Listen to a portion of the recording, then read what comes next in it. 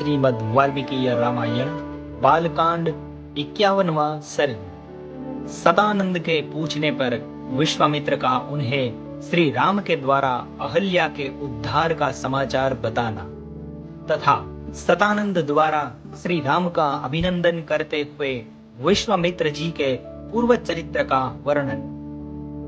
परम बुद्धिमान विश्वामित्र जी की यह बात सुनकर महातेजस्वी महातपस्वी सतानंद जी के शरीर में रोमांच हो आया। वे गौतम के ज्येष्ठ पुत्र थे। तपस्या से उनकी कांति प्रकाशित हो रही।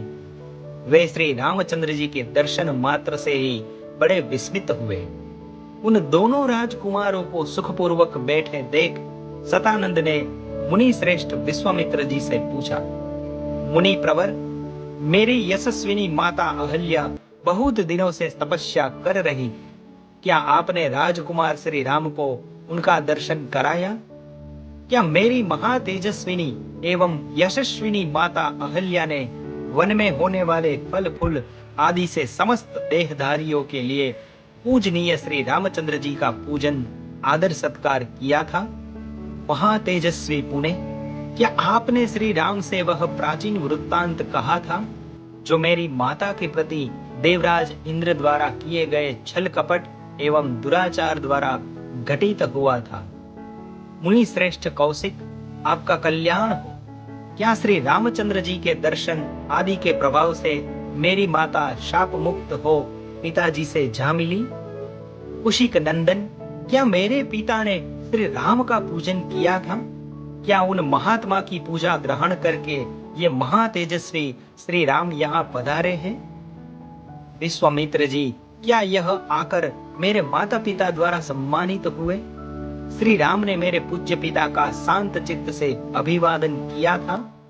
सतानंद का यह प्रश्न सुनकर बोलने की कला जानने वाले महामुनि श्री विश्वामित्र ने बातचीत करने में कुशल सतानंद को इस प्रकार उत्तर दिया, मुनि श्रेष्ठ, मैंने कुछ उठा नहीं रखा है।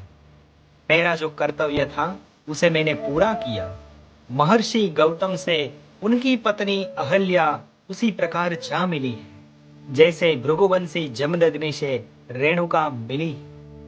बुद्धिमान विश्वामित्र की यह बात सुनकर महातेजस्वी सतानंद ने श्री रामचंद्र जी से यह बात कही, नर श्रेष्ठ, आपका स्वागत है। रघुनंदन, मेरा अहोभाग्य जो आपने किसी से पराजित न होने वाले महर्षि विश्वामित्र को आगे करके यहाँ तक पधारने का कष्ट उठाया।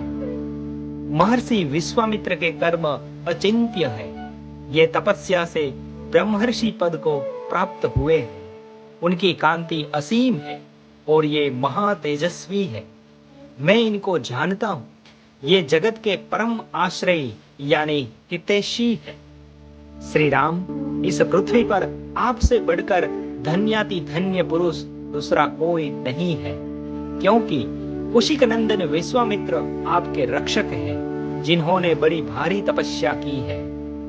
मैं महात्मा कौशिक के बल और स्वरूप का यथार्थ वर्णन करता हूँ। आप ध्यान देकर मुझसे यह बात सुनिए। ये विश्वामित्र पहले एक धर्मात्मा राजा थे। उन्होंने शत्रु के दमन पूर्वक दीर्घकाल तक राज्य किया था।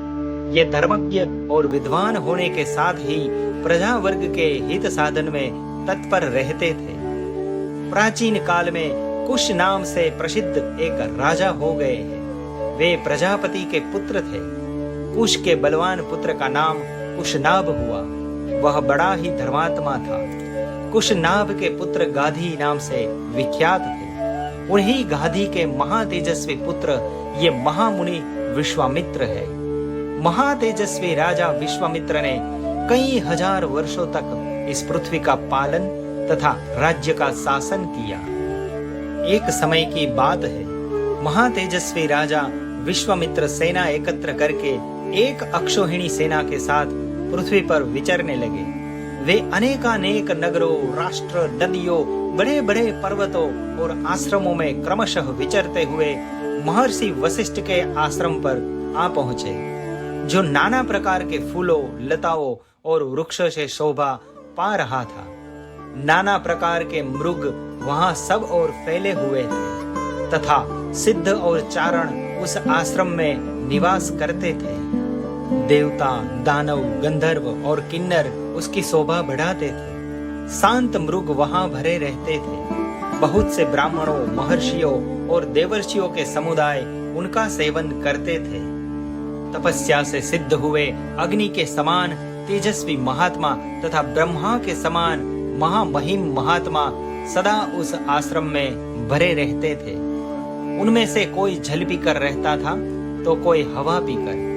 कितने ही महात्मा फल मूल खाकर अथवा सूखे पत्ते चबाकर रहते थे। राग आदि दोषों को जीतकर मन और इंद्रियों पर काबू रखने वाले बहुत से ऋषि जप होम से लगे रहते थे। वालखिल्य मुनिगण तथा अन्याय वैखानस महात्मा सब ओर से उस आश्रम की शोभा बढ़ाते थे।